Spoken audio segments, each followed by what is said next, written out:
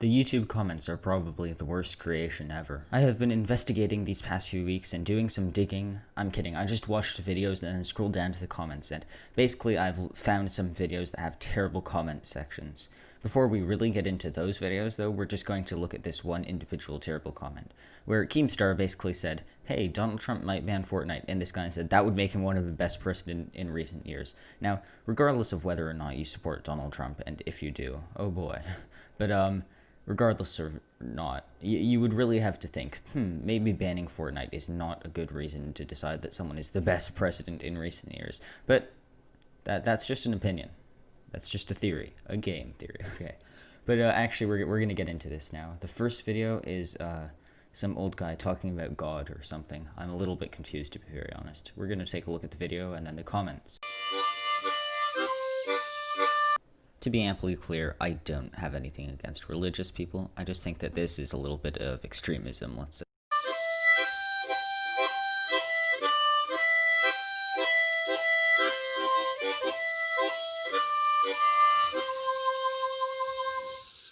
Okay, let's go upstairs and answer some Bible questions. We're going to talk today on last days again, what the Bible says about last days.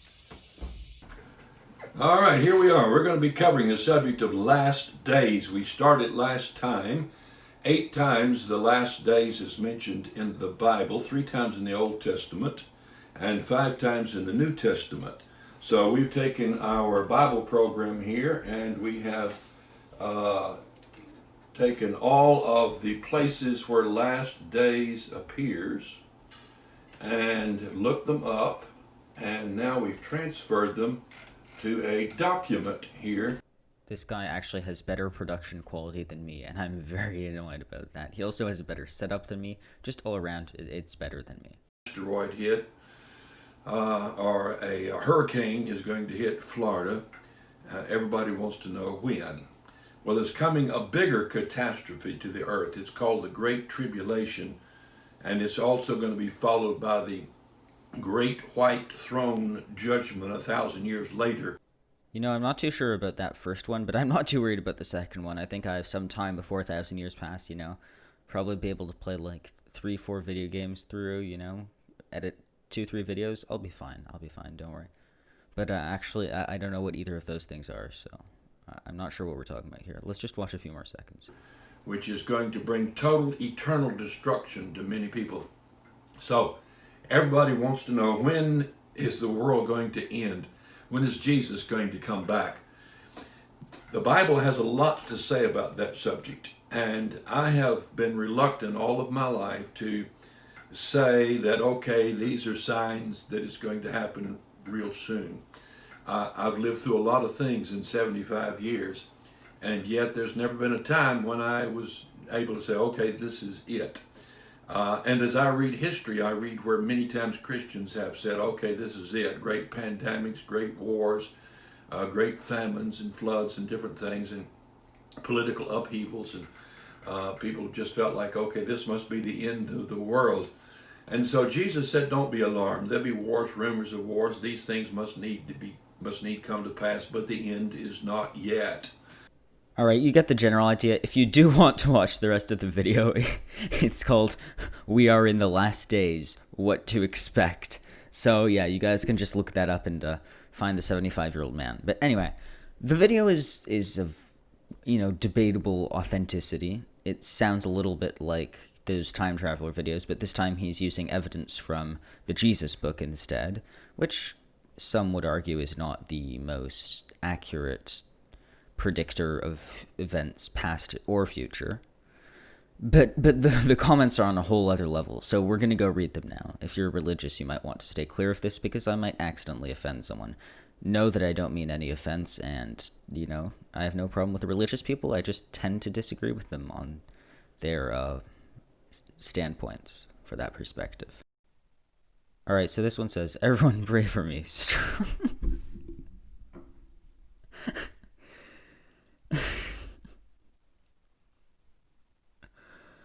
Oh boy. Yeah, yep, that. So about 3,000 people prayed for him. I hope that he gets through his struggle. Is this a real thing? Is this what they do in church? They do a little circle and then they hand you the talking. You know, remember in grade 2 we all had that, like the talking stick or whatever. When you're holding it, you're allowed to talk about your struggles.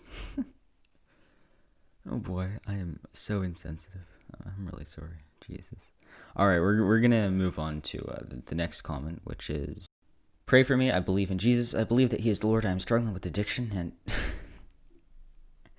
Okay, I think I'm catching on now. This is actually ironic. I fell for it. They're gonna see me release this video and they're gonna come in the comments. They're gonna be like, "You fell for it. You got trolled." Fair play, guys. This was pretty funny. I was getting a little worried that it was serious, but it's definitely not serious. It's not ironic. It's not ironic. It's not. Oh boy. Okay, last comment, and we're moving on to the next video that has bad comments because oh boy. So this one says, I want to go home. I'm only 38. I don't want to be forced into mystery vaccines in order to be able to work. Jesus Christ, please help us from those that run this evil world. That's an interesting take on the concept of being immunized against a disease, but we're going to roll with it for now.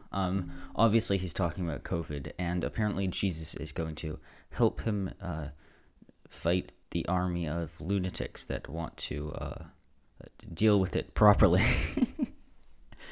All right, I can't deal with this anymore. Conveniently enough, this is a great segue into our next topic because he is not the only COVID non-believer. You see, there has recently been a COVID kind of tab in the YouTube homepage where you can keep up with all the news about this very devastating illness that is really doing rampages and just, I was going to say doing bits, but that makes it sound great. Anyway, yes, it has been quite prevalent recently. So they had this tab that has news about COVID, and I noticed that all of these videos had a very low like to dislike ratio. So I went to the comments to figure out how. I'm not going to show you the actual videos because they're very similar, all of them. They're reports about the news, COVID, stuff along the lines of, phase 2, phase 3, old people are more at risk, all that kind of stuff, the kind of things that you hear about COVID. So what do the comments have to say about this? Your daily dose of "we are the Borg, you will be assimilated, resistance is futile." This would be a really interesting take if it wasn't the stupidest thing I'd ever read in my life. They're not trying to take over the entire universe, okay? They're not using the time that we're all stuck inside to take the birds and recharge their batteries, okay? It's an illness. They're saying, don't be sick. It's just all these people that think this is some brilliant government conspiracy to take over the world. What are they going to do? They're telling us to stay outside, okay? Fair enough. I guess they could try to recharge the birds' batteries. They're telling us to wear masks. They're pieces of cloth, okay? It's not like the government is handing out the specific masks that have some sort of chip in them trying to stalk you and find out all your personal information. And even if they did, what would they do with that information? Oh, wow, John, 73 years of age, goes to the mini golf course at, in Ottawa-Piscot on Thursdays. Really useful. Thanks, John. We're going to use that to steal your credit card information. I mean, the government has access to your social security number, credit card information, everything already. I don't know why you think that don't die of illness is their plan to make you theirs or whatever. Anyway, we're going to move on to the next comment because I'm actually getting a little heated here. All right, this one is real interesting. It says, imagine literally going to a drive-thru to get a swab stuck up your nose by some Karen nurse. Now, I'm having a lot of trouble with this comment. I mean, first of all, I don't really see the issue with that. I mean, look, you go to a drive-thru to get McDonald's, right? You go to the doctor to get a swab stuck up your nose. That's literally how it works. Now, could someone Garfield is such a good kid. Can someone explain how, in the name of God, this is an issue? It's more efficient, it's easier, it's faster. There's less chance of you getting it if you don't already have it because you're not in a room with a bunch of other people that might have it. I mean, I don't actually see a single negative. As for the Karen part, let's take a look at Urban Dictionary to think this one through, let's say. Yeah, you can't tell, but I'm very angry right now. Rude, obnoxious, and insufferable middle-aged women, entitled, Yeah, okay. So, what screams entitled more than saying, no, boo-hoo, I can't go outside. No, this is horrible. I would rather other people get ill and die. I won't die. I'm not 90. And I don't have a serious illness already. Oh, no. You're literally the definition of entitlement. Next part of the definition of Karen. Alright, so here are the criteria. Reveling in making the life of retail workers a living hell by demanding to speak to the manager. Speaking to the manager sounds a little bit comparable to the whole, wanting to make the government change their laws thing. Threatening to sue someone, they're basically complaining. That really works. Treating the drive-through line like the set of a Mad Max film. Well, no, here they just don't want to be in the drive-through line. Being part of the anti-vax crowd.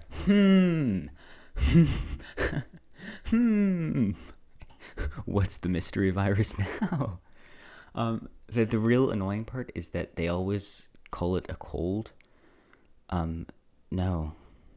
See, let's use influenza, okay, which is not really necessarily a cold at all. We're gonna use the flu, okay? What is the death ratio, I guess, of the flu? Is it A, 25%, B, 1%, C, less than 0.1%? Yeah, that's right, it's less than 0.1%.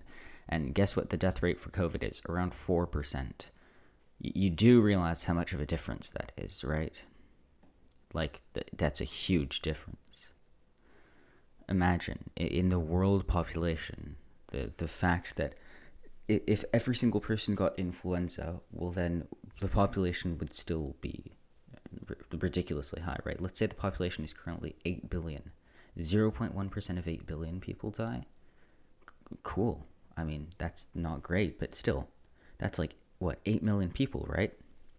Now imagine 4% of 8 billion people die. 4%. That's like, that's ridiculous. That's like 320 million people. That would take a sizable chunk out of the world population. That would be like, I mean, that's a population of a lot of countries. That's higher than the population of most countries. You do realize how much of a huge difference there is in the death ratio and all that. And I mean, mostly, this is literally the start of COVID. You wait till it mutates, then we're going to have some fun here. Alright, last comment, because I'm just having a fit at this point. I don't really deem this one worthy of a response, so we'll do one more. Alright, so this one says, this is the longest 2 weeks shut down your lives, jobs, and livelihoods to flatten the curve I've seen. Yeah, because of people like you who did not shut down their blah blah blah blah blah, whatever the hell you said. And therefore, the thing continued. I mean, if everyone did stop everything for 2 weeks, it would totally be fine. But guess what? It's not. And, I mean, if in like 3 months' time it turns out that the whole COVID thing was an entire hoax, my bad, I guess. But I feel pretty confident in saying that it's not. Also, this guy has a Canadian flag profile picture as someone who's part Canadian. Sorry. I don't claim him, though. I don't think anyone in the country really does. Anyway, that's it for this video. If you enjoyed, feel free to leave a like, subscribe, turn on the notification bell thing, comment your favorite type of matter, your favorite state of matter. You know, your options are liquid, solid, the other one, plasma. Gas, Jesus. Yeah, liquid, solid, gas, or plasma. What's your favorite state of matter? Also, show this video to your cat after you're done watching it. Anyway, bye.